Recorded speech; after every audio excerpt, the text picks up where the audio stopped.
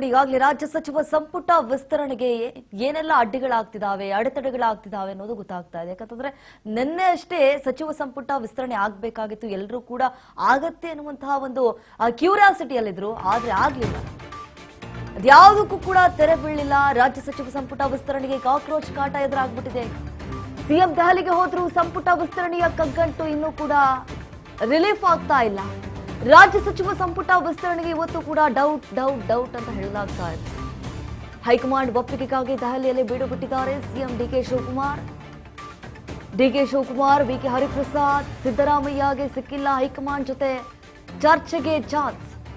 ಕೈ ವರಿಷ್ಠರು ಅಧಿವೇಶನ ನೀಟ್ ಹೋರಾಟದಲ್ಲಿ ಈಗಾಗಲೇ ಬ್ಯುಸಿ ಆಗಿದ್ದಾರೆ. ಒಂದು ಕಡೆ ಈಗಾಗಲೇ ಕೆಲವೊಂದಿಷ್ಟು ಸಚಿವಾಕಾಂಕ್ಷಿಗಳು ಲಾಬಿ ಮಾಡ್ತಿದ್ದಾರೆ ಸಚಿವ ಸ್ಥಾನಕ್ಕಾಗಿ. ಇಷ್ಟರ ಮಟ್ಟಿಗೆ ಕಸರತ್ತನ ಮಾಡ್ತಿದ್ದಾರೆ ಅಂತಂದ್ರೆ ಶತಾಯಗತಾಯವಾಗಿ ಸ್ಥಾನಮಾನವನ್ನ ಗಿಟ್ಟಿಸಿಕೊಳ್ಬೇಕು ಅನ್ನುವಂತಹ ನಿಟ್ಟಿನಲ್ಲಿ ಈಗ ರಾಜ್ಯ ಸಚಿವ ಸಂಪುಟ ವಿಸ್ತರಣೆಗೆ ಕಾಕ್ರೋಚ್ ಕಾಟ ಎದುರಾಗ್ಬಿಟ್ಟಿದೆ. ಯಾವ ರೀತಿ ಜಂತರ್ ಮಂತರ್ನಲ್ಲಿ ಹೋರಾಟ ನಡೀತಾ ಇದೆ, ಪ್ರತಿಭಟನಾ ನಿರತರು ಯಾವ ರೀತಿ ಪ್ರತಿಭಟನೆ ಮಾಡ್ತಿದ್ದಾರೆ, ಕೇಂದ್ರ ಸರ್ಕಾರದ ವಿರುದ್ಧವಾಗಿ ಯಾವ ರೀತಿಯಾದಂತಹ ಆಕ್ರೋಶವನ್ನ ಹೊರ ಹಾಕ್ತಿದ್ದಾರೆ, ಇವೆಲ್ಲವೂ ಕೂಡ ಗೊತ್ತಿದೆ. ಈಗಾಗಲೇ ನೋಡಿ ವಿಪಕ್ಷದವರು ಕೇಂದ್ರ ಸರ್ಕಾರ ಯುವ ವಿರೋಧಿ ಅಂತ ಹೇಳಿ ಕೆಲವೊಂದಿಷ್ಟು ಘೋಷಣೆಗಳನ್ನ ಕೂಡ ಕೂಗಿದ್ರು. ಇವತ್ತೇ ಪದಗ್ರಹಣಕ್ಕೆ ಲೋಕಭವನದಲ್ಲಿ ಸಿದ್ಧತೆಗಳಿಗೆ ತಯಾರಿಯನ್ನ ನಡೆಸಿಕೊಂಡಿದ್ದಾರೆ. ಸಚಿವರ ಪಟ್ಟಿಯೇ ಫೈನಲ್ ಆಗಿಲ್ಲ. ಹೈಕಮಾಂಡ್ ನಾಯಕರು ನೋಡಿದ್ರೆ ಸಿಗ್ತಾ ಇಲ್ಲ. ಇವತ್ತು ಹೈಕಮಾಂಡ್ ನಾಯಕರ ಜೊತೆ ಚರ್ಚೆಗೆ ಸಿಎಂ ಕಸರತ್ತನ್ನ ಮಾಡ್ತಿದ್ದಾರೆ. ಸಚಿವರ ಲಿಸ್ಟ್ ಫೈನಲ್ ಮಾಡಿಸಲು 3 ಜನ ನಾಯಕರು ಕಸರತ್ತು ಮಾಡ್ತಿದ್ದಾರೆ. ನಾ ಕೊಡೆ ನೀ ಬಿಡೆ ಎಂಬಂತಾದ ಸಚಿವ ಸಂಪುಟ ವಿಸ್ತರಣೆ ಈಗಾಗಲೇ ದೆಹಲಿಯಲ್ಲೇ ಬೀಡು ಬಿಟ್ಟಿದ್ದಾರೆ ಸಚಿವಾಕಾಂಕ್ಷಿಗಳು.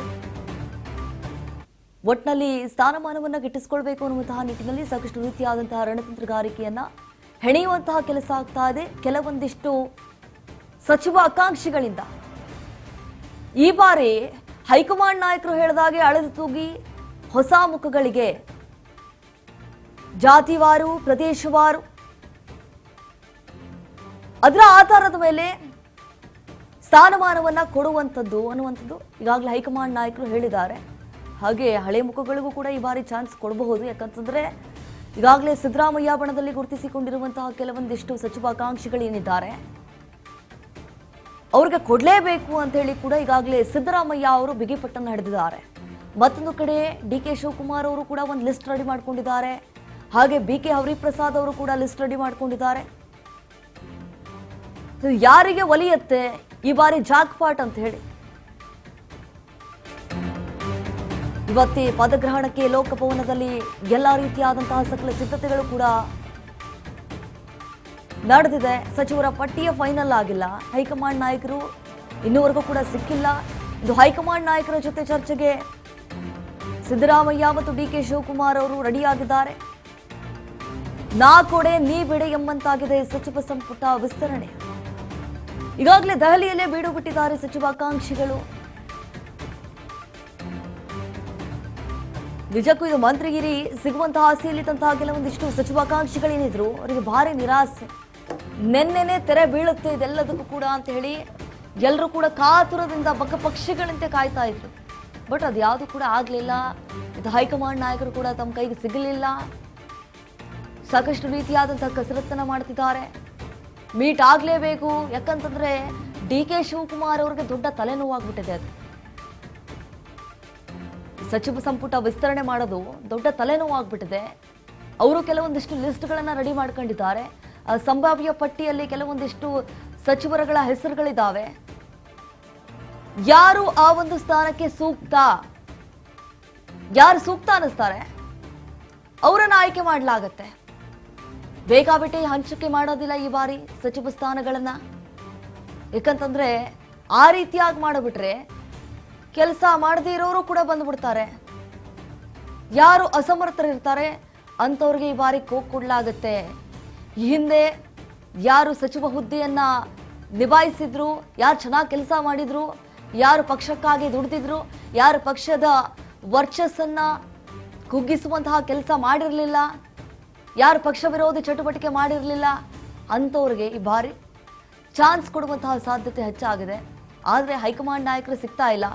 ಒಂದು ಕಡೆ ಈಗ ಮಲ್ಲಿಕಾರ್ಜುನ ಖರ್ಗೆ ಅವರ ಹೆಗಲಿಗೆ ಕೊಟ್ಬಿಟ್ಟಿದ್ದಾರೆ, ನೀವೇ ಆಯ್ಕೆ ಮಾಡಿಬಿಡಿ ಅಂತ ಹೇಳಿ.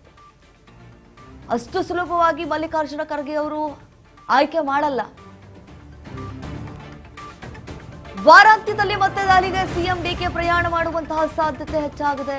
ದೆಹಲಿಯಲ್ಲಿ ಸುಳಿವು ನೀಡಿದ್ದಾರೆ ಸಿಎಂ ಡಿಕೆ ಶಿವಕುಮಾರ್. ಈ ವಾರಾಂತ್ಯದಲ್ಲಿ ಹೈಕಮಾಂಡ್ ಯಾವಾಗ ಹೇಳುತ್ತೋ ಆಗ ಸಂಪುಟ ವಿಸ್ತರಣೆ ಆಗತ್ತೆ, ನಮ್ಮ ಕೈಯಲ್ಲಿಲ್ಲ. ಹೈಕಮಾಂಡ್ ಲೆಕ್ಕಾಚಾರದಂತೆ ಸಂಪುಟ ವಿಸ್ತರಣೆ ಅಂತ ಹೇಳಿದ್ದಾರೆ ಸಿಎಂ ಡಿಕೆ ಶಿವಕುಮಾರ್. 20 ಸ್ಥಾನಗಳನ್ನ ಫುಲ್ಫಿಲ್ ಮಾಡೋದಕ್ಕೆ ಅಂತ ಹೇಳಿ ಡಿಕೆ ಶಿವಕುಮಾರ್ ಅವರು ನಿರ್ಧಾರ ಮಾಡಿದ್ದಾರೆ. ಅಳೆದು ತೂಗಿ ನಿರ್ಧಾರವನ್ನ ಕೈಗೊಳ್ಳಲು ಹೈಕಮಾಂಡ್ ನಿರ್ಧಾರ ಮಾಡಿದ್ದಾರೆ. ಯುವ ನಾಯಕರಿಗೂ ಕೂಡ ಅವಕಾಶವನ್ನ ಕೇಳಿದ್ದಾರೆ ಸಿಎಂ ಡಿಕೆ ಶಿವಕುಮಾರ್. ಹೊಸ ಫಾರ್ಮುಲಾ ಮಾಡುತ್ತಾ ಹಾಗಾದ್ರೆ ಕಾಂಗ್ರೆಸ್ ಹೈಕಮಾಂಡ್ ಅಂದ್ರೆ 70-30 70-30 ಫಾರ್ಮುಲಾ ಏನಾದ್ರೂ ಅಳವಡಿಕೆ ಮಾಡುತ್ತಾ ಅನ್ನುವಂತಹ ಪ್ರಶ್ನೆ ಸಹಜವಾಗಿ ಮೂಡುತ್ತೆ. ಹೀಗಾಗ್ಲಿ ದೆಹಲಿಯಲ್ಲೇ ಸುಳಿವನ್ನ ಬಿಟ್ಟುಕೊಟ್ಟಿದ್ದಾರೆ ಸಿಎಂ ಡಿಕೆ ಶಿವಕುಮಾರ್ ಅವರು. ಈ ವಾರಾಂತ್ಯದಲ್ಲಿ ನಾನು ಮತ್ತೆ ಪುನಃ ದೆಹಲಿಗೆ ಹಾರ್ತೇನೆ, ಯಾಕಂತಂದ್ರೆ ನೆನ್ನೆ ಹೋಗಿದ್ವಿ, ಆದ್ರೆ ನಮಗೆ ರಾಹುಲ್ ಗಾಂಧಿ ಅವರಾಗಿರ್ಬೋದು, ಪ್ರಿಯಾಂಕಾ ಗಾಂಧಿ ಯಾರು ಕೂಡ ಸಿಕ್ಕಿಲ್ಲ. ಬಿಕಾಸ್ ಈಗಾಗಲೇ ದೆಹಲಿಯಲ್ಲಿ ಪ್ರತಿಭಟನೆ ಆಗ್ತಾ ಇದೆ, ಆ ಪ್ರತಿಭಟನೆಯಲ್ಲಿ ಭಾಗಿಯಾಗಿದ್ದಾರೆ. ಇದಕ್ಕೆ ಸಂಬಂಧಪಟ್ಟಂತೆ ಹೆಚ್ಚಿನ ಡೀಟೇಲ್ಸ್ ಕೊಡ್ತಾರೆ ನಮ್ಮ ಎಡಿಟರ್ ಆಗಿರುವಂತಹ ಗೋವಿಂದ. ಈಗ ಫೋನ್ ಸಂಪರ್ಕದಲ್ಲಿ ಜಾಯ್ನ್ ಆಗಿದ್ದಾರೆ. ಗೋವಿಂದ್, ನಾವು ಗಮನಿಸಿದ ಹಾಗೆ ನೆನ್ನೆನೆ ತೆರೆ ಬೀಳುತ್ತೆ ಸಚಿವ ಸಂಪುಟ ವಿಸ್ತರಣೆಗೆ ಅಂತ ಹೇಳಿ ಗೊತ್ತಾಗಿತ್ತು. ಒಂದು ಕಡೆ ಕಾತುರದಿಂದ ಕಾಯ್ತಾ ಇದ್ರು ಸಚಿವಾಕಾಂಕ್ಷಿಗಳು, ಆದ್ರೆ ತೆರೆ ಬೀಳಲಿಲ್ಲ. ಯಾವಾಗ ಆಗಬಹುದು ಮುಂದಿನ ದಿನಗಳಲ್ಲಿ ಅಂತ ಹೇಳಿ? ದೀಪಾ, ನಿನ್ನೆ ನಾವು ಚರ್ಚೆ ಮಾಡುವಂತ ಸಂದರ್ಭದಲ್ಲಿ ಒಂದು ಮಾತನ್ನ ಹೇಳ್ತಾ ಇದ್ದೆ. ರಾಹುಲ್ ಗಾಂಧಿ ಅವರು ಸಂಸತ್ ಅಧಿವೇಶನದಲ್ಲಿ ಬಿಸಿ ಇದ್ದಾರೆ, ಅವರು ರಾತ್ರಿ ಒಂದು ಸಮಯ ಕೊಟ್ರೆ ಅವ್ರ ಜೊತೆ ಚರ್ಚೆ ಮಾಡ್ತಾರೆ ಅಂತೇಳಿ. ಆದ್ರೆ ನಿನ್ನೆ ನಡೆದಂತ ಹೋರಾಟ ಏನಿದೆ ಇದೊಂದು ತೀವ್ರ ಸ್ವರೂಪ ಪಡ್ಕೊಂಡಿದೆ. ಹಾಗಾಗಿ ಸಹಜವಾಗಿ ಎಲ್ಲೊಂದ್ ಕಡೆ ಕೇಂದ್ರ ಸರ್ಕಾರದ ವಿರುದ್ಧ ವಿಪಕ್ಷ ಈಗಾಗಲೇ ಬೀದಿಗಿಳಿದಿದೆ. ಹಾಗಾಗಿ ಕೇಂದ್ರ ಸಚಿವರಾದ ಧರ್ಮೇಂದ್ರ ಪ್ರಧಾನ್ ರಾಜೀನಾಮೆ ಕೊಡಲೇಬೇಕು ಅಂತ ಹೇಳಿ ಪಟ್ಟಿರಿದ್ದಾರೆ. ಒಂದು ಸದನದ ಒಳಗಡೆ ಒಂದು ರೀತಿಯ ಹೋರಾಟ, ಅದೇ ರೀತಿ ಸದನದ ಹೊರಗಡೆ ಕೂಡ ಅದೇ ರೀತಿ ಒಂದು ದೊಡ್ಡ ಮಟ್ಟದ ಹೋರಾಟವನ್ನ ಈಗಾಗಲೇ ಕಾಂಗ್ರೆಸ್ ನಾಯಕರು ಮಾಡ್ತಿರುವಂತದ್ದು. ಹಾಗಾಗಿ ನಿನ್ನೆ ರಾತ್ರಿ ನಡಿಬೇಕಾದಂತ ಒಂದು ಸಭೆ ಏನಿದೆ ಹೈಕಮಾಂಡ್ ನಾಯಕರ ಜೊತೆ ಸಭೆ, ಈ ಒಂದು ಸಭೆ ಈಗ ರದ್ದಾಗಿರುವಂತದ್ದು. ಹಾಗಾಗಿ ಎಲ್ಲೋ ಒಂದ್ ಕಡೆ ಸಚಿವ ಸ್ಥಾನದ ಆಕಾಂಕ್ಷಿಗಳಿಗೆ ಒಂದು ರೀತಿಯ ದೊಡ್ಡ ಮಟ್ಟದ ನಿರಾಶೆ ಅಂತ ಹೇಳಿದ್ರು ಕೂಡ ತಪ್ಪಾಗಿಲ್ಲ. ಯಾಕಂದ್ರೆ ನಿನ್ನೆ ರಾತ್ರಿ ಒಂದ್ ವೇಳೆ ಸಭೆ ಆಗಿದ್ರೆ ನಿನ್ನೆ ರಾತ್ರಿ ಒಂದು ಪಟ್ಟಿ ಅಂತಿಮ ಆಗ್ತಿತ್ತು. ಇವತ್ತು ಮಧ್ಯಾಹ್ನ 2 ಗಂಟೆ ಅಥವಾ 5 ಗಂಟೆಗೆ ಸಚಿವ ಸಂಪುಟ ವಿಸ್ತರಣೆಗೆ ಬಹುತೇಕವಾಗಿ ಎಲ್ಲಾ ರೀತಿಯ ತೀರ್ಮಾನ ಕೂಡ ಮಾಡಿದ್ರು. ಯಾಕಂದ್ರೆ ನಿನ್ನೆ ಈ ಒಂದು ವಿಚಾರ ಸಂಬಂಧಪಟ್ಟಂತೆ ಅಧಿಕೃತವಾಗಿ ಮುಖ್ಯಮಂತ್ರಿಗಳಾದಂತಹ ಡಿ ಕೆ ಶಿವಕುಮಾರ್ ಅವರು ದೆಹಲಿಯ ಕರ್ನಾಟಕ ಭವನದಲ್ಲಿ ಸುದ್ದಿಗೋಷ್ಠಿ ನಡೆಸಿ ಮಾತನಾಡಿದ್ರು. ನಿನ್ನೆ ರಾತ್ರಿ ಒಂದು ಚರ್ಚೆ ಆಗ್ಬೇಕಾಗಿತ್ತು, ಎಲ್ಲವೂ ಕೂಡ ಅಂತಿಮ ಆಗಿದ್ರೆ ಇವತ್ತು ಅಂದ್ರೆ ಬುಧವಾರ 2 ಗಂಟೆ ಅಥವಾ 5 ಗಂಟೆಗೆ ನಾವು ಸಂಪುಟ ವಿಸ್ತರಣೆ ಮಾಡೋದಕ್ಕೆ ಎಲ್ಲಾ ರೀತಿ ಸಿದ್ಧತೆಯನ್ನು ಕೂಡ ಮಾಡ್ಕೊಂಡಿದ್ವಿ ಅಂತೇಳಿ ಡಿ ಕೆ ಶಿವಕುಮಾರ್ ಅವರು ಹೇಳಿಕೆಯನ್ನ ಕೊಟ್ಟಿದ್ರು. ಹಾಗಾಗಿ ಎಲ್ಲೋ ಒಂದ್ ಕಡೆ ಈಗ ರಾಹುಲ್ ಗಾಂಧಿ ಅವರ ಸಮಯ ಕೊಟ್ಟಿಲ್ಲ, ಆದ್ರೆ ಎಲ್ಲೋ ಒಂದ್ ಕಡೆ ಡಿ ಕೆ ಶಿವಕುಮಾರ್ ರೆಡಿ ಮಾಡ್ಕೊಂಡಿದ್ದ ಒಂದು ಪಟ್ಟಿ ಏನಿದೆ ಈಗಾಗಲೇ ಮಲ್ಲಿಕಾರ್ಜುನ್ ಖರ್ಗೆ ಅವ್ರ ಕೈಗೆ ಕೊಟ್ಟಿರುವಂತದ್ದು. ಮತ್ತೊಂದು ಪಟ್ಟಿಯನ್ನ ಕೆ.ಸಿ. ವೇಣುಗೋಪಾಲ್ ಅವ್ರ ಕೈಗೆ ಕೂಡ ಕೊಟ್ಟಿದ್ದಾರೆ. ಹಾಗಾಗಿ ಮತ್ತೆ ರಾಹುಲ್ ಗಾಂಧಿ ಅವರು ಮತ್ತೆ ರಾಜ್ಯಕ್ಕೆ ದೆಹಲಿಗೆ ಬನ್ನಿ ಅಂತ ಒಂದು ಏನಾದ್ರೂ ಹೇಳಿದ್ರೆ ತದಬಳಿಕ ಮತ್ತೆ ಡಿ ಕೆ ಶಿವಕುಮಾರ್ ಅವರು ಸಿದ್ದರಾಮಯ್ಯ ಸೇರಿದಂತೆ ಪ್ರಮುಖ ನಾಯಕರು ದೆಹಲಿಗೆ ಹೋಗೋದಕ್ಕೆ ಎಲ್ಲಾ ರೀತಿಯ ನಿರ್ಧಾರ ಮಾಡಿರುವಂತದ್ದು. ಇವತ್ತು ಮಧ್ಯಾಹ್ನದ ವೇಳೆಗೆ ಸಿದ್ದರಾಮಯ್ಯ ಅವರು ಡಿ ಕೆ ಶಿವಕುಮಾರ್ ಅವರು ಮತ್ತೆ ಬೆಂಗಳೂರಿಗೆ ವಾಪಸ್ ಆಗಲಿದ್ದಾರೆ. ಈಗಾಗಲೇ ನೀಟ್ ವಿಚಾರ ಸಂಬಂಧಪಟ್ಟಂತೆ ಎಲ್ಲೋ ದೊಡ್ಡ ಮಟ್ಟದ ಒಂದು ಹೋರಾಟಗಳು ನಡೀತಿದೆ. ಹಾಗಾಗಿ ಸದ್ಯದ ಮಟ್ಟಿಗೆ ರಾಹುಲ್ ಗಾಂಧಿ ಅವರು ರಾಜ್ಯ ನಾಯಕರ ಜೊತೆ ಚರ್ಚೆ ಮಾಡೋದು ಬಹುತೇಕವಾಗಿ ಅನುಮಾನ ಆಗಿರುವಂತದ್ದು. ಹಾಗಾಗಿ ಮತ್ತೊಂದು ದಿನಾಂಕವನ್ನ ಈಗಾಗಲೇ ಡಿ ಕೆ ಶಿವಕುಮಾರ್ ಅವರು ಒಂದು ನಿಗದಿ ಮಾಡಿದಂತೆ ಕಾಣಿಸ್ತಿದೆ. ಶುಕ್ರವಾರ ಮಾಡೋಣ, ಯಾಕಂದ್ರೆ ಈಗಾಗಲೇ ಪಟ್ಟಿಯನ್ನು ಈಗಾಗಲೇ ರಾಹುಲ್ ಗಾಂಧಿ ಕೆ.ಸಿ. ವೇಣುಗೋಪಾಲ್ ಅವರು ಮತ್ತು ಎಸಿಸಿ ಅಧ್ಯಕ್ಷರಂತ ಮಲ್ಲಿಕಾರ್ಜುನ್ ಖರ್ಗೆ ಅವ್ರ ಕೈಗೆ ಕೊಟ್ಟು ಬಂದಿರೋದ್ರಿಂದ ಅವ್ರು ಏನಾದ್ರು ಚರ್ಚೆ ಮಾಡಿ ಅಂತಿಮ ಮಾಡಿ ಪಟ್ಟಿಯನ್ನು ಕಳಿಸ್ಕೊಡ್ತಾರೆ ಅನ್ನೋ ಸಂಬಂಧಪಟ್ಟಂತೆ ಡಿ ಕೆ ಶಿವಕುಮಾರ್ ಅವರು ಈಗಾಗಲೇ ಹೇಳಿಕೆಯನ್ನು ಕೊಟ್ಟಿರುವಂತದ್ದು. ಡಿ ಕೆ ಶಿವಕುಮಾರ್ ಅವರು ಕೂಡ ಸುದ್ದಿಗೋಷ್ಠಿ ನಡೆಸುವಂತ ಸಂದರ್ಭ ಒಂದು ಮಾತನ್ನ ಹೇಳಿದ್ರು, ನಾವು ಆದಷ್ಟು ತಡ ಮಾಡೋದಕ್ಕೆ ಸಾಧ್ಯವಾಗುದಿಲ್ಲ, ಆದಷ್ಟು ಬೇಗ ಒಂದು ಸಂಪುಟ ವಿಸ್ತರಣೆ ಆಗ್ಲೇಬೇಕು. ಹಾಗಾಗಿ ಸಂಪುಟ ವಿಸ್ತರಣೆ ವಿಚಾರ ಸಂಬಂಧಪಟ್ಟಂತೆ ಹೈಕಮಾಂಡ್ ನಾಯಕರ ಮೇಲೆ ಕೂಡ ನಾನು ಒತ್ತಡ ಕೂಡ ಆಗ್ತಾ ಇದ್ದೀನಿ.